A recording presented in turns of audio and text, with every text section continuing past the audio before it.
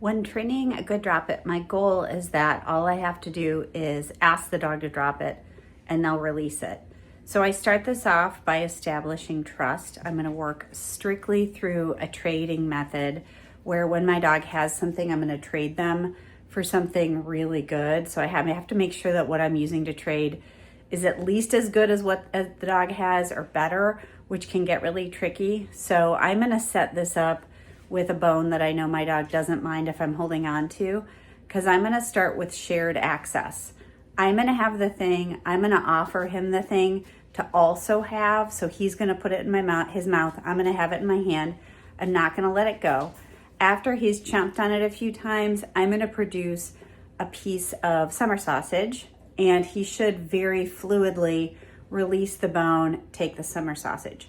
I don't know how many times I'm going to be able to do this. When you're working with food, some dogs really like food and they're like, oh, if food's available, I'm not going to do anything else other than what you tell me to do for the food.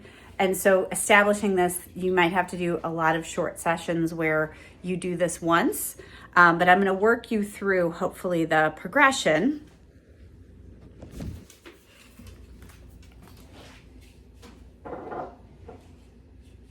So I've got my bone. I'm gonna offer this to him. Hopefully it's good enough. The other reason I might have to let go right away is he might not trust. So I went ahead and brought food up to his nose while he had it in his mouth.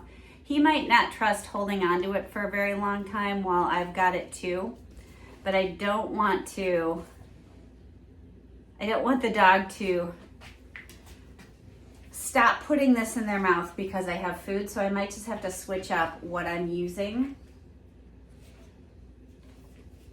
Right, so for this dog, he's used to me offering him things and letting go so he can have them.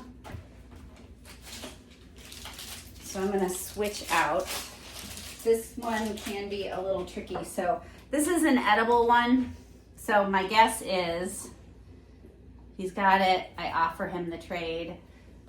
So I'm not even letting him spend a lot of time on this before he's got it, I offer him the trade. And I'm being very direct about my trade, bringing it right to his nose. Yes.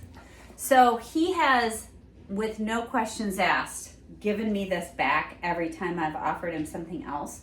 So this time, and this could take longer for your dog, but for this dog, I'm gonna start adding the cue, drop, yes. So I simply add the cue drop prior to me presenting the food. Drop, yes.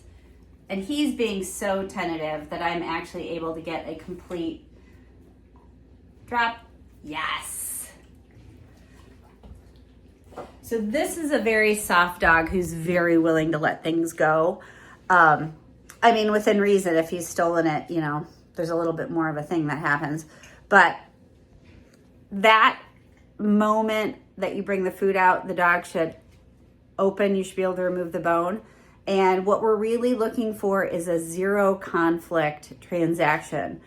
Once the dog is reliably releasing the thing they've got when you present this food, you can start adding the cue prior to presenting the food.